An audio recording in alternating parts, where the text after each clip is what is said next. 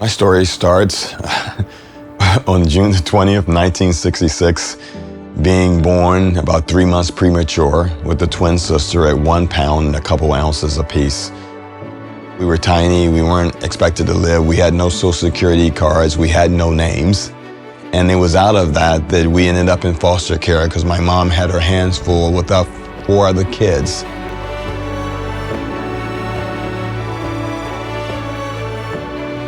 This is Edgewick Avenue. This was my first stop in foster care after my parents moved to DC to Jeff Street. And so this is the house of E.C. and May Lamb Reeves. They were a pastor couple, and this was my first foster home, and this is the place where I first found belonging. Tragedy struck at this home. One day, one Easter, when I was about 7 years old, my foster mom asked, what did we want for dessert, my twin sister and I. I said apple pie, she said peach pie. My mom went off to get groceries, and she was making her way back here, coming up to these steps right here with 2 bags in her hands. And as she was coming up these steps, she lost her grip. There were no handrails there. She fell back, hit her head, and the last time that I talked to her, what I said was apple pie. She would pass away on that Easter morning at about noon. And that would begin the beginning of our switch to our second foster home, which was down the road from here.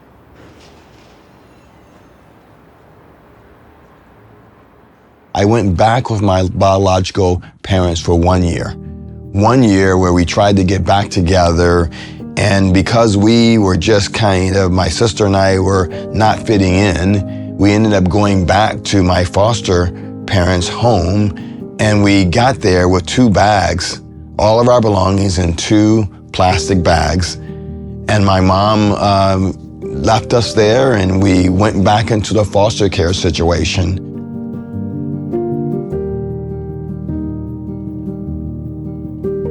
So after the tragedy of Edgewick Avenue, I moved to 4111 Shell Street here with Molly and Dave Allen. And this is where I spent from 8 to about 12 here in this home. Stayed in the same school, but Molly and David Allen was a Navy guy.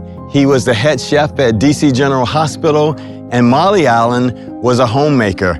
In fact, they had about 120 kids that they fostered in their time as foster parents. I remember bringing my wife here and my kids here because I wanted to show them the second place where I found belonging. And I remember talking to them about all that they had done to impact my life. And I remember David saying to me one day, James, do you think our lives made a difference?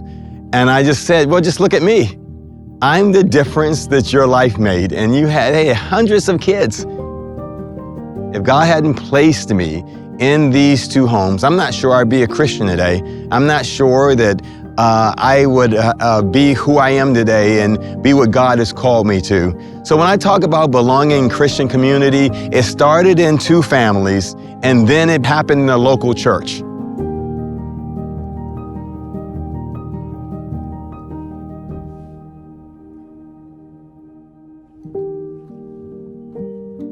It wasn't long after that we came back to our biological parents as we showed up home, a place we didn't know much about. We had never been there before. We hadn't seen our siblings in about 4 or 5 years, and here we are again, 2 plastic bags, all our stuff, trying to fit into a family that we didn't know much about.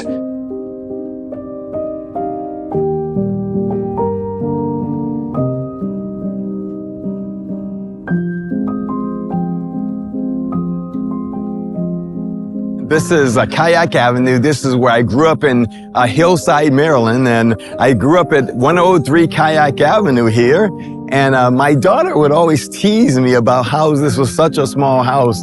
And I would say there are 9 people were in that house because it was here that I was lacking community as far as Christian community was concerned. And one day, Reba and Dave Bowen came knocking on my door to invite me to Vacation Bible School. And as they say, the rest of the story changes everything.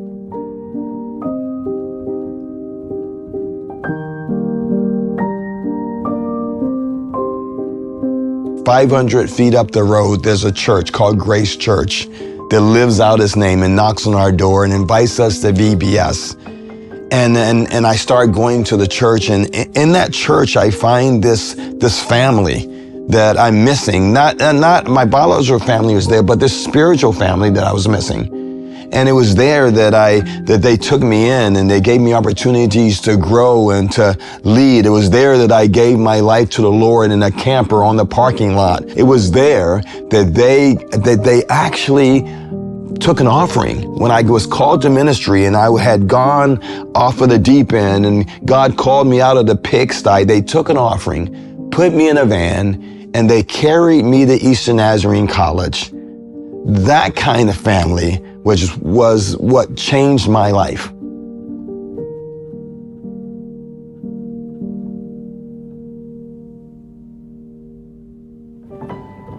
When I was a kid, I saw myself as a person who had no place. When I met Christ in that camper one day, I began to see myself as part of a body, as part of the church, that I did have a place, that I could be part of a body of Christ. And so I saw myself as a child of God. And today, I see myself as a messenger of hope, as a person who shares my experiences, my hurts, my habits, my hang-ups, everything that happened in my life, even to this very day, happened on that change where God intersected my life because someone knocked on the door. And so today, I say this often, wherever I speak, whenever I am involved in ministry in any way, shape, or form, it's because of, I call it my XC moment in a trailer with a associate pastor who led me to the Lord and who helped me to understand that I was more than just the person that did not have a place, that God had a place for me, and that God had a plan for my life. And what I've done is I've tried to live out that plan and also pay forward the investment that church and that pastor and those people made in my life.